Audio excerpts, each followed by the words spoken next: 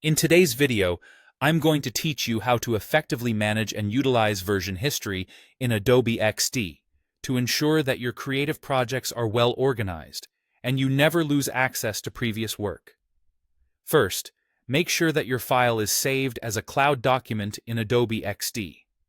This is essential because only cloud documents support the version history feature. If you're not sure whether your document is saved correctly, just check at the top of your Adobe XD workspace where the file name is displayed. This ensures that everything is set up for you to harness the power of version tracking. Up in the top bar, right where your file name is shown, you'll notice a down arrow or chevron symbol. This symbol, also labeled as Document History, is your gateway to viewing past versions of your work. Go ahead and click on that. By doing so, a panel will open up, showcasing the previous iterations of your document, each carefully time-stamped, giving you a comprehensive view of your progress and changes over time. Once you've accessed this panel, you have the option to dive into any of these versions for a detailed review. Perhaps you're looking to revisit a specific design choice or see how your project has evolved. This tool provides an invaluable way to reflect on your design journey. Now, you can also take this a step further by bookmarking or naming specific versions. These can act as milestones for your project, making it significantly easier to locate crucial points in your development process. By bookmarking versions you consider important, they will stand out in your document history, ready for you whenever you need them. This can extend the life of a version beyond its typical time frame.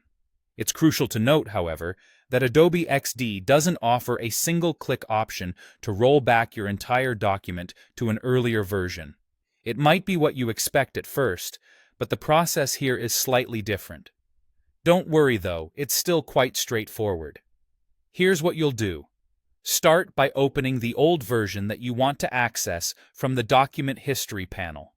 Once you've selected this version, you'll need to manually copy or export the specific elements or artboards that you want to retain or reuse.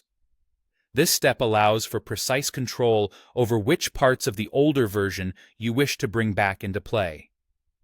After you've collected the necessary elements from the previous version, simply return to your current document, the latest iteration of your project.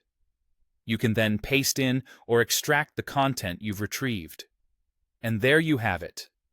You've successfully incorporated elements from a past version back into your current workflow, seamlessly maintaining continuity in your design process. That's how you can skillfully manage document versions in Adobe XD. By following these steps, you'll ensure that all your creative decisions can be revisited and reapplied whenever needed.